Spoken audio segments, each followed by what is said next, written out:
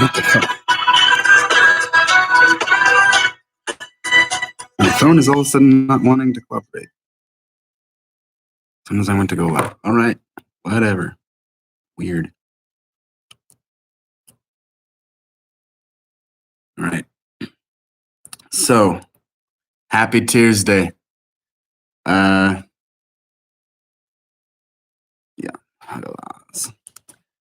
All right. Praise be to Tyr and the Holda, who is the goddess winner, which you can't see outside. There's some snow, but all right. So today, I wanted to talk about Tyr, actually, who is my patron god and of whom this tattoo represents his hand that he sacrificed.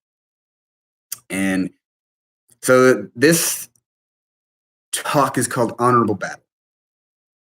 And I feel like this is a matter after my own heart.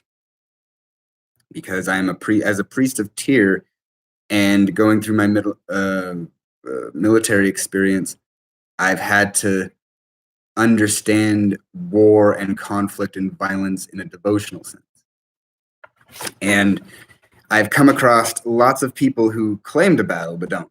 And I'm going to go into particular with, well, I'm just going to criticize a bunch of folks. The first one I want to criticize is, well, before we get into the criticism, I'm going to tell this story. So Tyr is the Norse god of battle, justice, and honor. And he is originally the Nordic deity associated with like the day, like the great deity. He was the deity. That's why his rune is a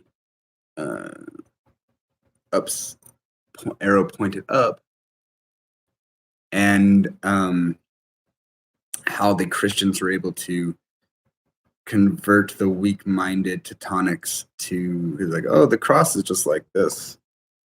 Jesus is Tyr manifest.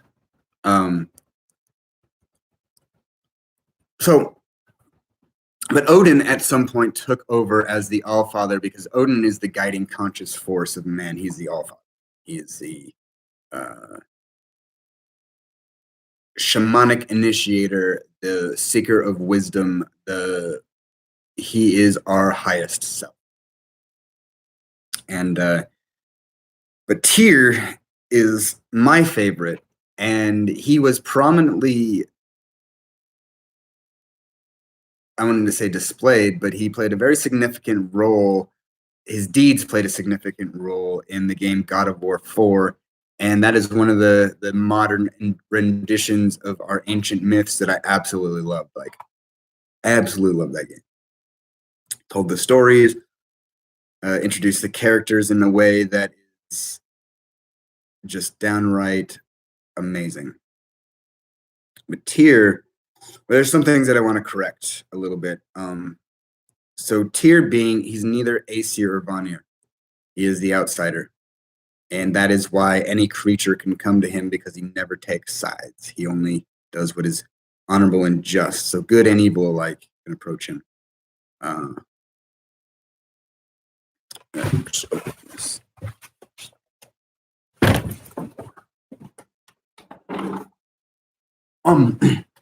So since good and evil alike can approach him, he has no fear of enemies. And even though Tyr's legend has been lost over time, there is his role played and the history behind him is so significant that it is significant enough that the Romans associated him with Mars. So where the Mars Tinnicus, which is the honorable gathering of battle, the Proto-Germanic Nordic peoples had the Thing and the association with the Tyr thing, which is the honor gathering battle. was reminiscent of the Mars Tynachus when the Romans were coming up and sweeping us out, which shows that he has, as Mars is a very significant deity, shows that Tyr is a very significant deity. So that gets me into the story of Ragnarok and Valhalla and all this, because our entire Nordic tradition is based around battle and conflict. All of it. Every single bit of it. Which isn't to say it's that much different than anything else, but battle is the primary mode of enlightenment and entryway into heaven. And I'm not talking about like physical battle. I'm not talking about going in there and dying with a sword in your gut and for your chieftain or any of that bullshit. Because fighting for an unjust king or wrong cause bars the gates of heaven to us, according to the Vedic scriptures. And so we have to learn how to fight those battles honorably and forthrightly and be vulnerable and open. And so there were 3 places that people could go when they died. And one was Valhalla, which is the Hall of Victors, which everyone, we have those racist assholes in the Sons of Odin who are like, yeah, victory or Valhalla, and they have no idea what the fuck they're talking about. Just a bunch of meatheads. And then we have Vanaheim, which is basically where everyone goes who isn't chosen by the Valkyries to be in the Hall of the Victors. And then we have Helheim, which is the realm of the wrathful dead and dishonorable dead.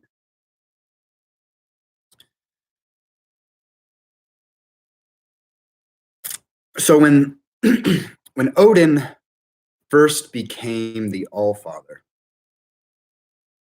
or even I guess before that, he wandered the world and was the trickster god.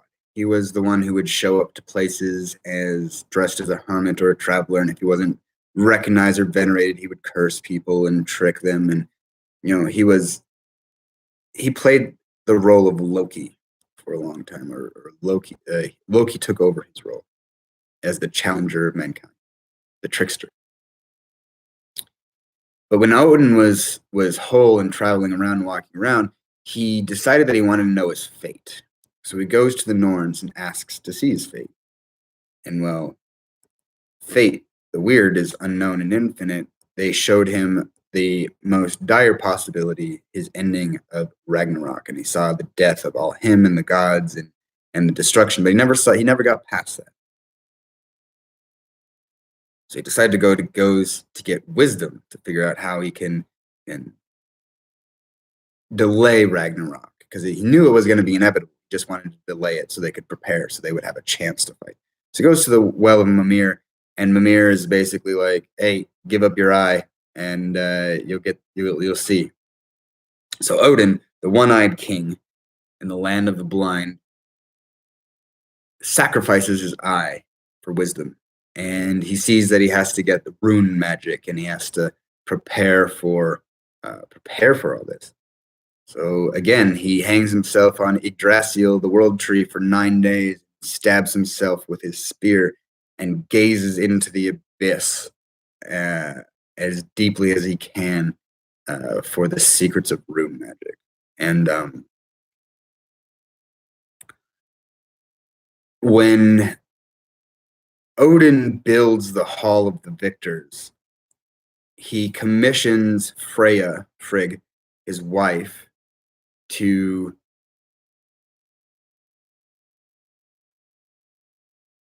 create the Valkyries. And the Valkyries' entire purpose were to choose people who were going to fill the Hall of the Victors. But there was a price for it. Anyone who enters the Hall of the Victors as an Irinjar, which were the ones that were chosen, would, at the end of Ragnarok, sacrifice their essence and never be reborn again. And the Irinyar are the great hunters and the great warriors of Odin's wild hunt, the chosen. And occasionally the Valkyries would lead the most powerful of the Irinyar into the world to slay monsters that were bothering mankind. But Frigg's place, Freya's home in Vanaheim, is the other place where the restful dead go, and it is basically fields where people can, wander around and smell the flowers and just live a normal, peaceful existence. And all these and this is where the souls that are going to be reborn into the world go. This is their resting place before they go back into the world to be reborn. And then there's Helheim, which is the land of the wrathful dead, the ones who acted dishonorable in life and never faced their battles and were just despicable people. And there's a lot more of these people than there are people in Vanaheim. And there's a lot more of these people than there are in Valhalla. So Loki's three children: Jormungr, Hel, and Fenrir. And the reason why Odin placed Hel in Helheim, I'm not sure if it was called Helheim before she was placed there, because that's her home, Hel's home. But when she was born, so Loki got a giantess pregnant and had three children with this giantess, and Odin, having seen what they do from the Norns, cast Jormungr to the beginning of the world, where he circled the world and causes the movement of planets in the glacier, or the movement of the universe. So the glaciers and the mountains and the earthquakes and everything, they're all caused by Jormungr's movements. And it's not a bad thing, because without movement, the world wouldn't continue going. And this is the destructive force of that creation. Then there's Hel. So when she was born, she's half dead. And Odin, being afraid of death at that time, got scared and tossed her into Hel, where since she couldn't escape, she becomes incredibly resentful towards Odin, causing Ragnarok. And but Odin, in recompense, gives her authority over all the nine realms, which is strange. I haven't looked too deep into that, but I kind of like how she's trapped, but she's basically the one that says, nah, you can't have this guy. He's mine. And though the Valkyries have Freya has authority over that. But then there's Fenrir, and Fenrir's story is very much tied to Honorable Battle and Tyr, because Fenrir was just a baby puppy. He was just a little puppy, and everyone thought that he was so cute, even though Odin told them that he was going to devour the gods and kill Odin and devour the sun. And so as he's growing up and getting bigger, he just keeps getting bigger and bigger and bigger and bigger until he's too huge to have in Asgard. And Fenrir represents the beast that is created within us with our interaction with the world. And the Nordic peoples had an understanding of what war does to someone, very intuitively. Excuse me. And the story tells how, where the gods were afraid of the destruction that was going to cause, so they commissioned the dwarves to build two chains. And the first chain, and each one was successively bigger. And the first chain, the gods come to Fenrir and say, we want to test your strength. You're so big and wonderful and awesome that we want to wrap this around you and want to see you break out of it. and Fenrir wanting to prove himself. That's, as a good Nordic person, he wants to increase his reputation. And so he breaks free of the train. The gods cheer him, and then they bring him the other one, and he struggles a little bit, but he breaks free of it, and the gods get scared. And Tyr is the only one that would feed him. So Tyr was the only one that would take care of him and play with him and do all sorts of things. And Tyr's the god of battle. He wields a two-handed sword. Because he does, as the god of honorable battle, why does he need a shield? His faith and his skill on honor determine his actions. So Tyr, the gods come to Tyr and ask him to find a way to bind Fenrir. And knowing what's going to happen and to assuage the gods' fears so they don't panic and kill Fenrir and ruin the whole process preemptively, Tyr goes to the dwarves. And the dwarves represent the creative force of this universe. They represent the four elements in the four directions.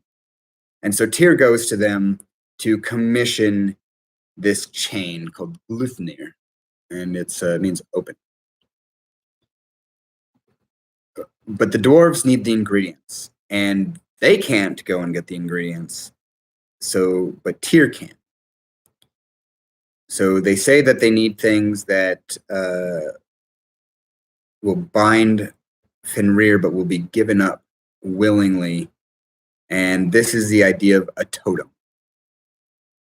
So the roots of the mountain, Tyr goes to the mountains and asks for the roots of the mountain, because the roots of the mountain are deep and strong.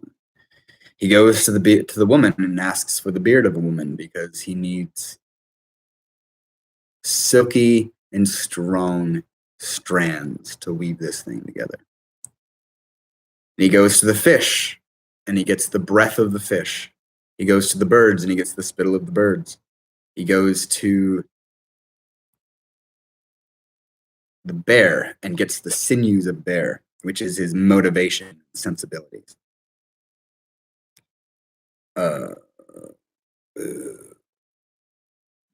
Roots of a mountain, breath, a beard of a woman, breath of a fish,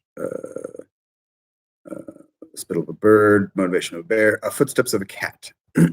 So, and the reason why these things are futile to struggle against is because they were taken out of the world. They're no longer existent. So it's futile to struggle against them. And Tyr brings these ingredients to the dwarves, and the dwarves commission this chain, make this chain. And it's very tiny. So tiny, in fact, that when the gods bring it to Fenrir and ask to bind him with it, he's like, shit's going down. What's up? This is weird. I don't trust this.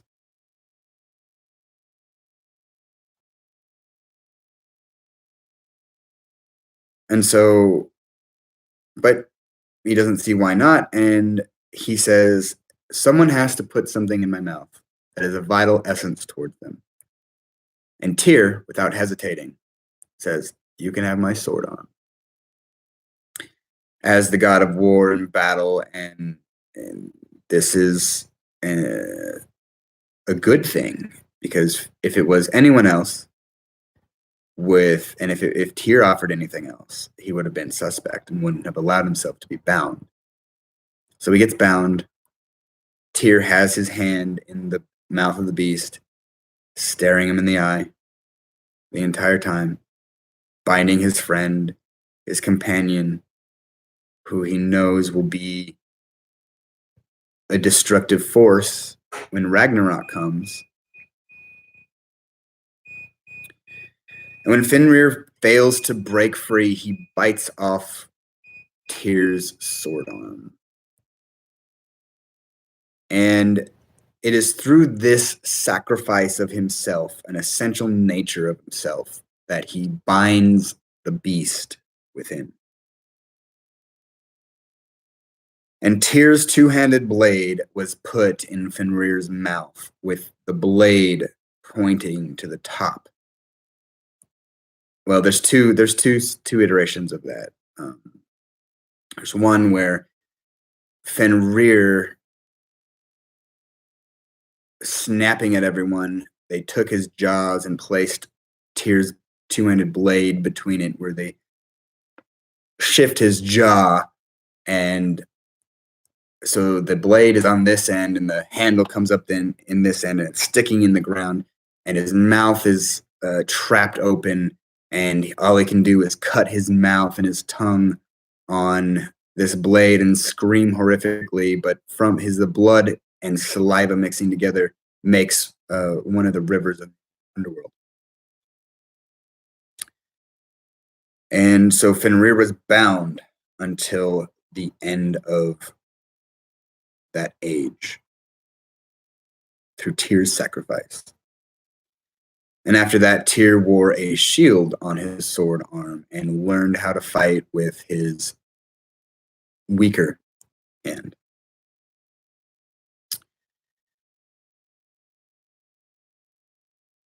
Now, the reason why I tell that story, and I love it so much, is because Fenrir, like I said before, is the beast that is created when we encounter all the negative shit in the world. And if we don't bind it, that beast, once it becomes big enough, is going to destroy everything. And if everything that you love and care about, everything that you worked hard to achieve, if the beast isn't properly bound through honor and sacrifice, then it's a wasted endeavor. So here where we get into real life, where those that got chosen to go into Valhalla did so because they faced their beast. They chained their beast. They made effort to fight that which was within them. And it doesn't matter if they were woman or man or child or elderly or anything like that. So long as they kept fighting those fights and they never gave up on those aspects of themselves, they were in the raffle to be chosen to go to Valhalla. And those that avoided those inner conflicts that caused trouble for others and misery, those were the ones that were sent to Helheim, and they didn't pass go, and they didn't collect $200. And so going back into when I first started my own whistleblowing stuff, I was going to the university and I was just learning about Valhalla. And in fact, the first tattoo I had on my chest is Victory of Valhalla, Sijo Bewe Halla. And there's two other people that have this same tattoo. And I hope that they're going to pay attention to this, but I doubt it. I don't even think that they give a shit anymore. But I think about it a lot. And when I was writing this paper about Valhalla, and so I'm going to talk about this guy named Rick Rainierson. He had this blog called Pick Your Battles. And his statement was, it's a statement that's only used by people who don't battle. But ironically enough, this man didn't know how to battle. He was just another shitty fucking human being that wanted to exert his force on the world and didn't know how to do it properly. So when I was writing, after we got into this, he comes into my life pretending to support me. He was an officer in the 3rd SOS, supposedly, flew drones, got in trouble for ignoring an order, and I don't know how this guy became my enemy. What I think that this guy was just completely, it was a setup from the very beginning. And I got into this argument with this guy, and he said, free will doesn't exist. And I said, free will does exist. And that was basically all I said. And then he just decided to hate me. If anyone said anything against him or argued against him, this man would say shit, erase comments. He was a very manipulative person, a very dishonorable person. And so I was writing this essay on Valhalla, and I was posting it on social media, and he said this thing, he's like, you will never enter Valhalla. And then a couple things he'd be like, your grandfather would be disappointed. Like he would say all these weird shit, just trying to get a rise out of me. And I didn't know this guy. The only thing that really disappoints me about this man is that he should have been my ally in this fight, and he gave in to his ego and selfishness and greed and whatever, and just should probably kill himself because he's such a terrible person.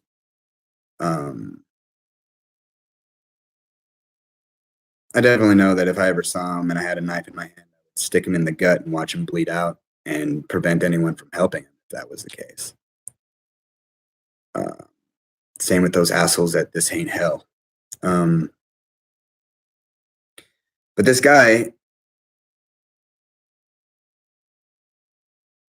is so funny because he kept trying to pick a fight with me, and this is why I disagree with his, like, you have to pick your battles. Sun Tzu in The Art of War says you have to pick your battles because retreat is a stratagem so that you can reassess the situation and come back. And while you do have to engage with everything that comes across your path, you also have the choice to disengage. So going out and just swinging your sword at everyone is not an honorable decision. Battle has to be honorable, hands down. Otherwise, it's just a wasted effort. So when we look at this guy, he just kept attacking me. He made YouTube videos and all these types of things, and that's not honorable. Like, he never once came to any conclusion other than he watched a bunch of videos of me and he came to the conclusion that I was lying.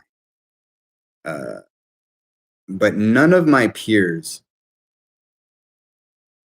from the military actually came out and said anything against me. There was his name's Zach Toe Guy. I'm gonna call him Zach Toe because he wouldn't come in and fly because his toe would hurt. And he told me, I have the email saved, but he told me that he hopes that I get, he was going to report me in hopes that I get tried for treason in the United States and killed. And then there was another guy named Jimenez, his wife Jenna, who moved into the apartment that I was in after I'd gone. And this guy comes in on this forum out of nowhere, random place. Someone pointed me out to this. That's why I found it. Points me to this forum and I read it, and he just says all this nasty fucking shit about me. And then I confront him about it, and then he can't respond. But this is the guy who he doesn't have a place to live when he gets to New Mexico or wherever, New Mexico, Clovis, wherever he's living. This guy who is his friend invites him into his house with his wife, and the guy gets his wife, and Jimenez gets his wife pregnant. Gets this guy's wife's pregnant. And I try to counsel this guy. I try to help him. And he comes back and stabs me in the back by saying all this weird shit about me. And then there was a captain named Bresley who he used to have like 3 strands of hair across his head, and he was desperately holding on to his hair. And a very weak man.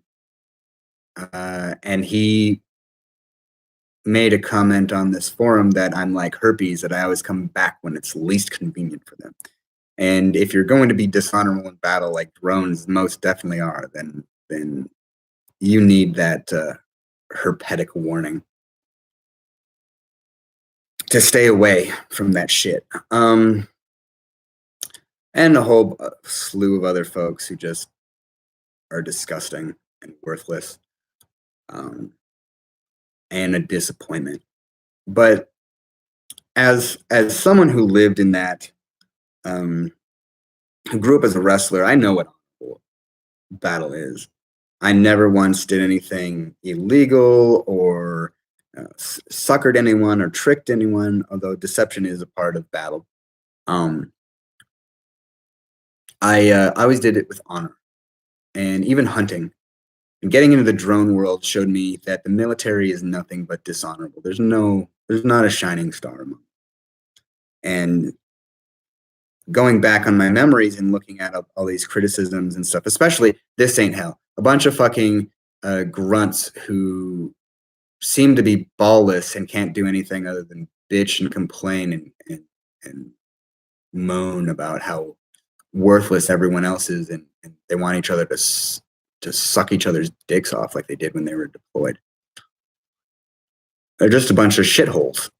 And so battle isn't like fighting. Battle is like, I want to look my opponent in the eye and see their soul type deal. I want to see their movement. I want to read their breathing. I want to see the color of their skin and the blood flush beneath it. And with social media being as it is and technology as it is, we've lost this connection to that. And these people who think that arguing online and saying these weird shit is battle is not. It's ripe for sending you straight into Helheim, according to our old myths.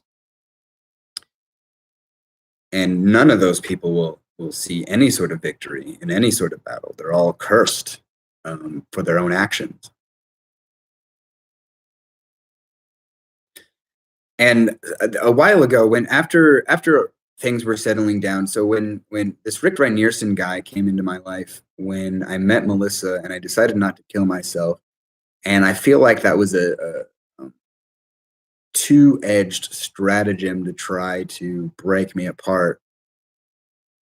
But the thing is that having integrity and understanding yourself and knowing that I wasn't there to deceive or anything got me through it.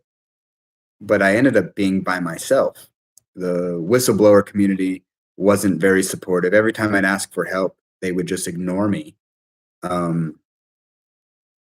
Every time I went to the Norwegians for help, they would ignore me and tell me to ignore everything. So it's not like I didn't try to find allies in this. I just found no allies and had to engage with this by myself.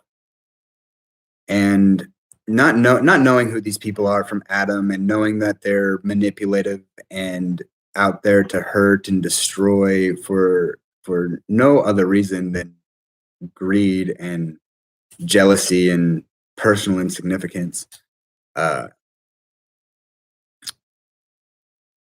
is really sad, because I've never met anyone who could do battle with me as an equal. And I'm not saying that because I'm smarter than anyone else or anything, but I've dedicated myself to that cause to such a point that it's my enlightenment. Miyamoto Musashi was called a kensei, which is called a sword saint, because he according to legend, he achieved enlightenment through blade. And I feel like through this process, I've achieved some sort of enlightenment, some sort of revelation on the nature of people and the true inner workings of mankind.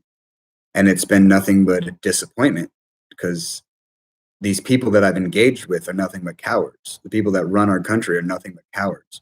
I've not had one direct confrontation with anyone. And the reason why is because anything that comes against me is going to be looked as a retribution for my whistleblowing.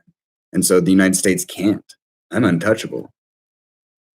They can force me to do something, they can trick me or anything, but every scenario that I've gone through, I've come out clean as a fucking whistle. And it has to do with the fact that I engage in battle honorably. And not only that, but I don't have any enemies within myself. So how can any enemies outside of me hurt me? The only reason that they did is because I let them tarnish my worth. I let them determine my own personal value for things when they never lived my life or had my experiences or understand my thoughts and emotions. And the judgments that I've come across, especially online, where people make these weird blanket criticisms and hatefulness with very little interaction, just shows how insignificant all these people are.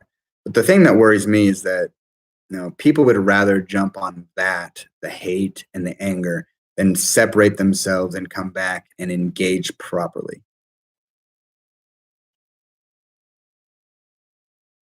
And it's really sad. And I have a bunch of students. I have about 15 students across the world that I engage with on a weekly basis, and more people that read my shit and listen to my shit. But getting to the point where we're not fighting the outside world. We can't. The outside world, well, you can if you do what I did, and order your inner world and structure it in a way that okay. So the story that just came to mind is the story. I'm going to tell a story that Christ tells, and it's about building building a foundation. And the story is that one man decides to build his house on the sand, and the other one builds his house on the rocks. And when the storms come, the man who built his house on the sand, everything falls apart and he loses everything. But the man who builds his house on a solid foundation weathers all the storms. And then there's this other phrase that I really like. It says, "The true mind can weather all the lies and illusions without being lost, and the true heart can suffer the poison of hatred without being harmed. And since beginningless time, darkness has thrived in the void, but always yields to purifying light." And the wise understand that there is no reason to grieve for anything, that the universe is in control. In a sense, God is in control. And God is simply the absolute, the sum of all living things. Someone said that they worry about me because I have a definition for God. And I think my definition is a lot more looser and acceptable than many modern religions today on what God really is.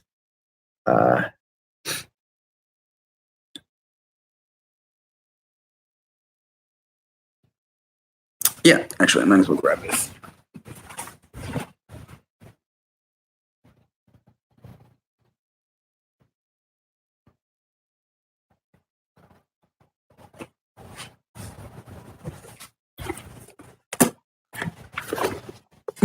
Code of the Samurai. Okay. Bushido, the soul of Japan. Okay. So if we're going to talk about honor and battle and everything in this, I don't have my notebook. I don't remember where I put it. Right here. Okay. We're going to talk about Miyamoto Musashi in the samurai really quick.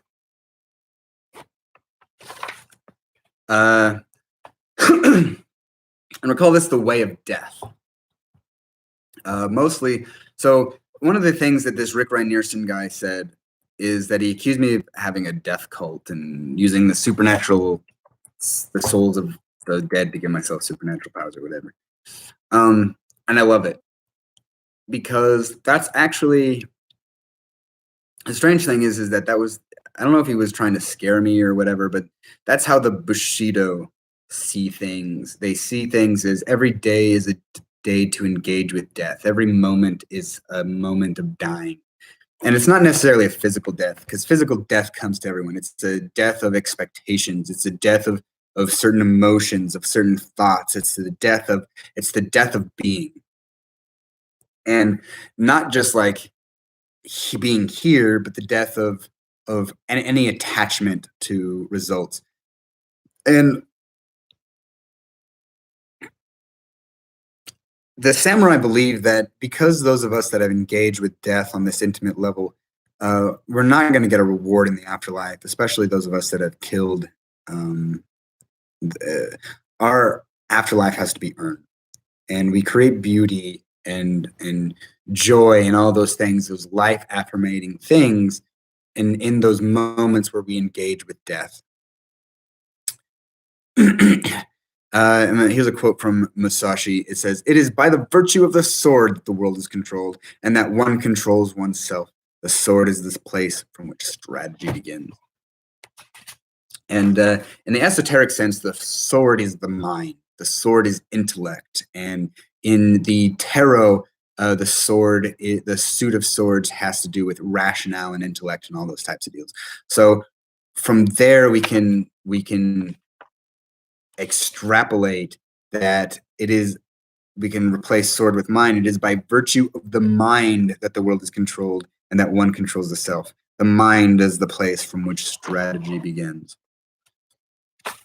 And so we have to think of ourselves as, how are we going to engage with this? And how are we going to prepare ourselves for honorable battle? And how we do that is if we look at our physicality, it's how we hold ourselves, our physical carriage. Where do we lift ourselves up? A lot of people, they slouch. They put their heads are down and they're getting a hump because they're looking at their social media at times, and they don't look out. They don't look at the horizon. They don't open themselves up and see. And that's we have to in order to teach ourselves to engage honorably with anything, especially ourselves, we have to carry ourselves as if we are going to do exactly that. And so when you get into this battle, when you get into these engagements, you can't hesitate. No one should hesitate when engaging. You just cut. That's all there is. It's all the focus is that movement and that cut, that force. And this is where you have to fight to deserve victory. Victory isn't just going to come, you have to deserve it. And that comes with holding yourself in carriage. It comes with not hesitating. When you're wrestling and you're sitting there and you think about what you're going to do next, and you're trying to map out what the other person is doing and guess and all these types of things. The mind is a mixture of chaos. And so you're pulled in all these different directions. So if you can focus on just the movement, the cutting, then you're not going to get stopped. My grandpa, I mean, even when he just retired, and he's like 76, I think. And he was still wrestling up until he retired. And he would tell these kids, he'd be like, I'm going to throw a fireman's carry. And he would do it. It didn't matter if they could sit there and say, oh, I'm going to try to stop this or do this. And my grandpa would just say, I'm going to do this. And he did it. And he had no focus on what the other person was going to do. He just said, I'm going to do this, and I'm going to flow with that movement. And from here, we learn that when we do this, we must engage in this type of combat with everyone and anyone, and we must learn their mindsets. This is the only way that we're going to learn their mindsets, but not only their mindsets, but our own. And this brings me to a woman who I got into an argument with a couple weeks ago, who is a moral relativist. And she was like, thank you. I appreciate the fact that you walk your truth. And we're going to actually talk about the people that sat there and called me judgmental asshole online for telling people, why don't they just engage with themselves? And these people are like, everyone's on their own path. Yeah, everyone's on their own fucking path. But until you engage yourself, you're just going to be fucking misery for the rest of your life. And so in order for us to learn and grow, we must have these engagements, and we must have these, we must understand our own mindset, our own sword, and the swords of others. And another quote from Musashi says, today I will defeat who I was yesterday. Tomorrow I will defeat the less skillful, and after that I will defeat the more skilled. Forge thyself with 1,000 days of training, and polish thyself with 10,000 days of practice. And so if we look at, okay, we're going to just go into war really quick, because Sun Tzu says, I have this. I always talk about love and war. Love and war is like my thing. So Sun Tzu says war is deception. And then there's this quote that's always thrown around that says, all is fair in love and war. But love and war are not the same thing. So we have to think that if all is fair, if all of this is engagement, if war is deception, and all is fair in war, and love is not deception, can't be. And what is love? Love is truth. And with the same idea that we engage in battle with war against something, we must engage with love in that same mindset, which is a big reason why the left, um, the free peoples of the world struggle, is because they do not know how to engage in the battle of love on an honorable field. The modern societal propaganda has really fucked up our understanding of what is big T truth. Because the way is straight and true. We must have the correct principles, and we must make our posture and our spirit straight. We bend our adversary. Bend your adversary and twist their spirit. So, and while we must be straight and true, we must also be bendable, because if we don't bend, we break. Iron is a good example of that. That if iron is forged and it is not done correctly, it becomes brittle and breaks. But a forged weapon bends. You know, it takes that impact and bends, will still keep maintaining its strength. And so we must be that with ourselves, while we bend and twist the spirit and posture of our enemy. And this is where I'm going to say taking a position. So is wrong, because in wrestling, if I sat there and I stood there and I wasn't moving and I waited for the other person to engage with me, I'm giving the other person the opportunity to approach in a manner that is comfortable for them, laying siege, if you will. And taking a position is to be strongly unmoving whenever attacked by someone. And I've not ever taken a position other than the fact that what I believe is dishonorable. It's why I no longer do the drone fight for the drone cause, because that's not, well, I don't no longer fight for it. It's no longer my main focus, because I've already made my stance clear on it. I don't need to take a position on it because it's unassailable. And no one, as far as I'm concerned, that aspect of my life is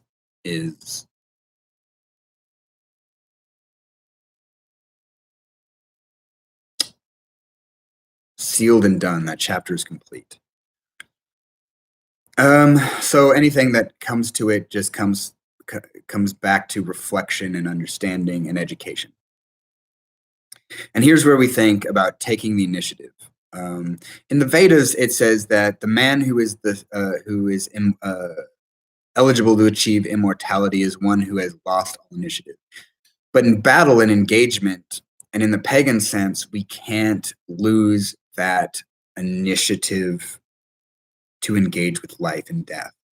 Maybe to move against others, but to engage with life and death, we can't lose that initiative, because if we don't act, then those around us who may be weaker will choose not to act as well. So we must act, because the weaker and lesser people will act along with us.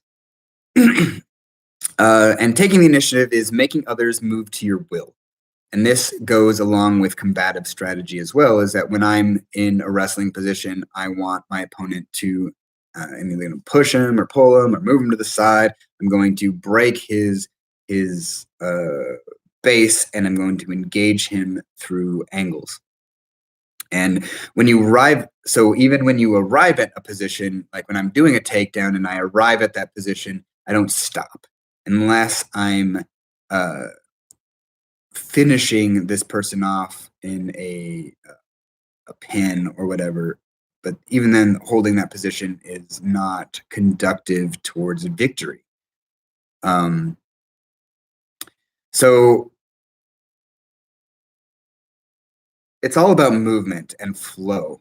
And we fix our gaze broadly we don't look at, like, I used to look at the chest of the person I'm trusting. Now I kind of just go unfocused and I kind of just keep my mind open. So I have this note that says, fix your gaze broadly and on the mind of the opponent and the conditions of their forces. Okay. So if we look at, like, when we see where a person's attention is engaged, a way for us to break through our opponent's defenses is to bring their attention to that engagement as much as possible, and make them hurry. So it's because they think that is a weak spot, so they panic and they focus and they try to reinforce it, and then they lose focus on the rest of their defensive positions or the rest of their self, and they disengage. So here it is, we learn to discern the points when knowledge is integrated into our being and free up our own mind, because we don't want to, when we're engaging in those types of battles and conflicts, while we do need to be able to sit there and think about, disengage and think about strategies, we should know that when that knowledge is integrated, that we can act upon that knowledge without thought. It frees up our mind to engage in other aspects. And learning this is very situationally dependent. It helps us develop a heart that is free from doubt. Helps us understand that we need to train thoroughly. It helps us take our mind and perfect its virtues. So I get into this idea further called void and emptiness when we engage in battle, because if we engage on the mindset of our emotional state, when those emotions run out, we no longer have the ability to fight. And if we fight on the idea of thoughts that we encounter instead of fighting those thoughts, then once those thoughts have either been seen to be true or false, we lose our incentive to engage in to complete the battle. So we must determine, but for this to happen, for us to get to that void spot, which if we look at the number 0, and 0 represents void. Void doesn't mean nothing. It's the state in which all possibilities spring from. Because on both sides of 0, there's positive and negative. And what this does is helps us determine what is and what isn't, and creates an unmoving spirit, an active will, and develops perception and seeing. And this is what is called the way. And the way is universal law, spiritual law, and man-made law in that descending order. So universal law, spiritual law, man-made law. So that is how we can see we can determine what is correct and good. And what we can determine now, if we engage in these things now in our modern, since today's election day, we'll just look at man-made law. Man-made law sucks. Plant medicines are illegal. We can't take care of ourselves without insurance. People are struggling to live, and these are all man-made laws. If we were to follow spiritual and universal laws, we wouldn't have this level of struggle and discrepancy among humanity.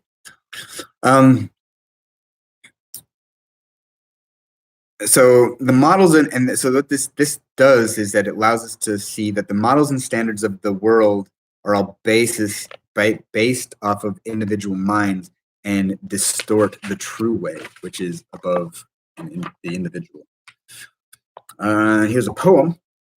In emptiness there is good, there is no evil, there is wisdom, there is principle, there is the way. The heart is emptiness. The will is to be shown in the eyes, the mind is not to be shown. Oh, okay.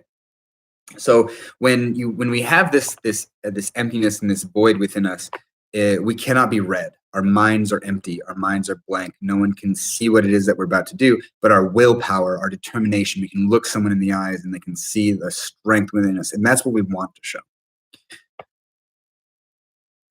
Regarding the mind setting,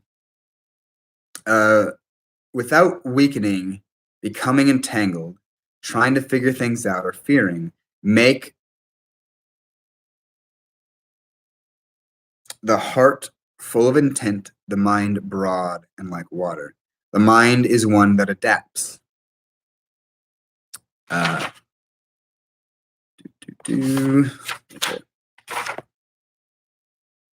So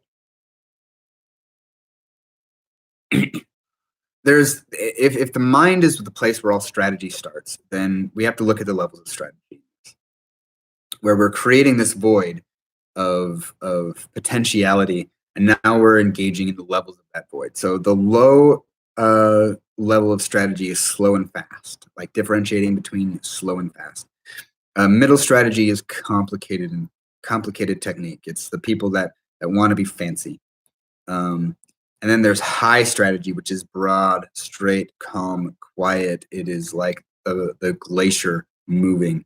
It is nature. Like that is high strategy, is to allow nature to flow without interruption. And when we look at our opponent in these level of strategies, we have to look at their strong places and their weak places, where they are straight, where they are warped, where they're tense, and where they are slack. And since strategy begins in your mind, is the home of the mind, comes from the mind, we make our mind a measure of these things, and we apply them quickly and observe. According to this measure, we understand what is round and angled, long and short, twisted and straight.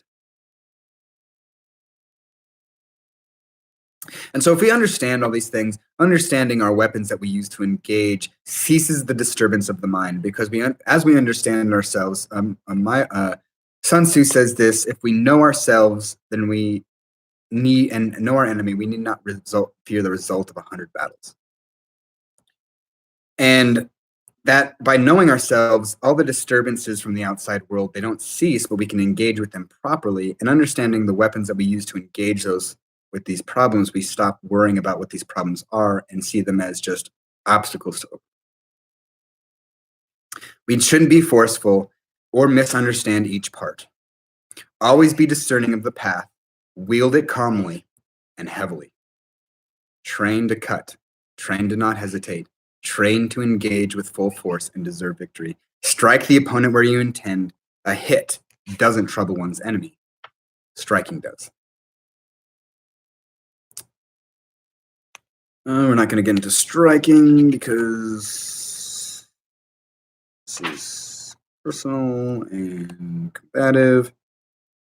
Okay. So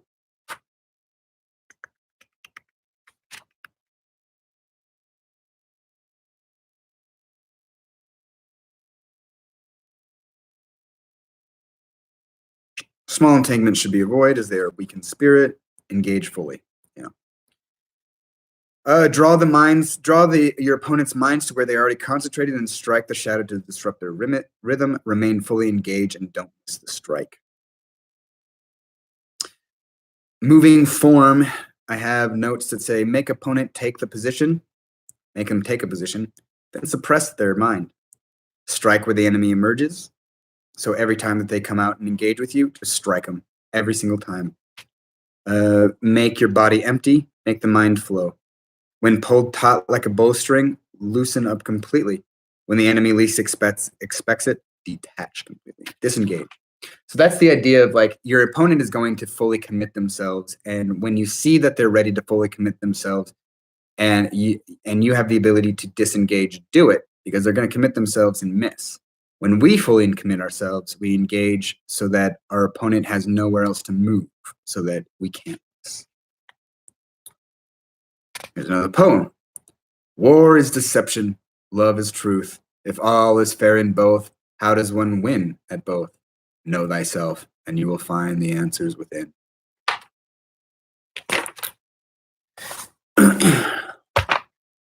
So, this is a very lonely path. Engaging in battle is not something that most people in this world are comfortable with, and it's very lonely.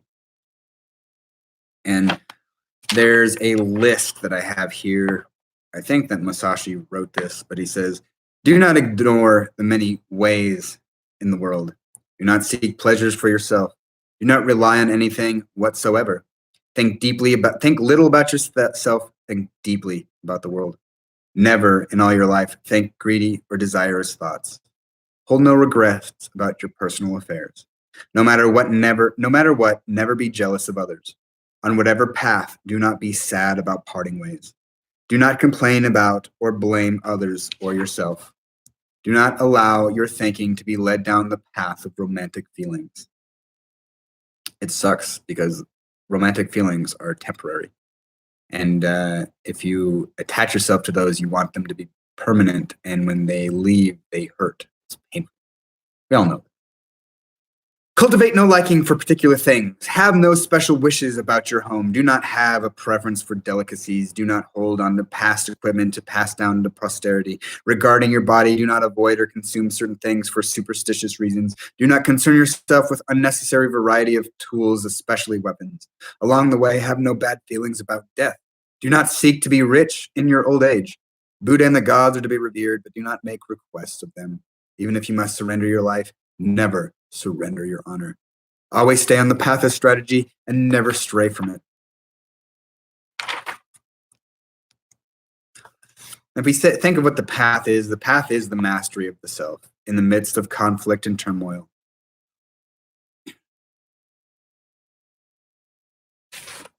And when we look at perseverance is just a high tolerance for pain in these engagements, because you're going to lose, you're going to get hurt, and you're not going to come through these things unscathed. You just need not worry. If you know yourself and know your enemy, you need not worry about the results of these things. It's all for your greater good. It's all for the process and evolution of consciousness. Struggle is necessary for the growth of a tree growing towards the sun. Highly critical self-analysis. We need to be brutal, almost brutally so. Desire always to be better, and focus is the development of concentration of will. And that is the end of that. So, so we're going to look at the code of the samurai really quick before I disengage and take my dog for a walk. So, there are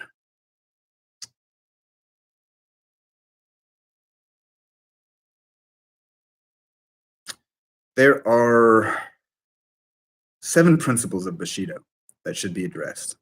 When engaging, when battle, these should be elements of the self that are always working, maybe not on the conscious level, but definitely on the unconscious level. So we have rectitude or justice. We have courage, the spirit of daring and bearing, benevolence, the feeling of distress, politeness, veracity or truthfulness, honor, the duty of loyalty, education and training, and self-control. And I think that these might be the things I go into next time when we engage in doing part 2 of honorable battle and how to develop oneself to engage in honorable battle against the self and against external opponents. So happy Tuesday, and may you have an honorable gathering somewhere in your life today or this week. Blessed be.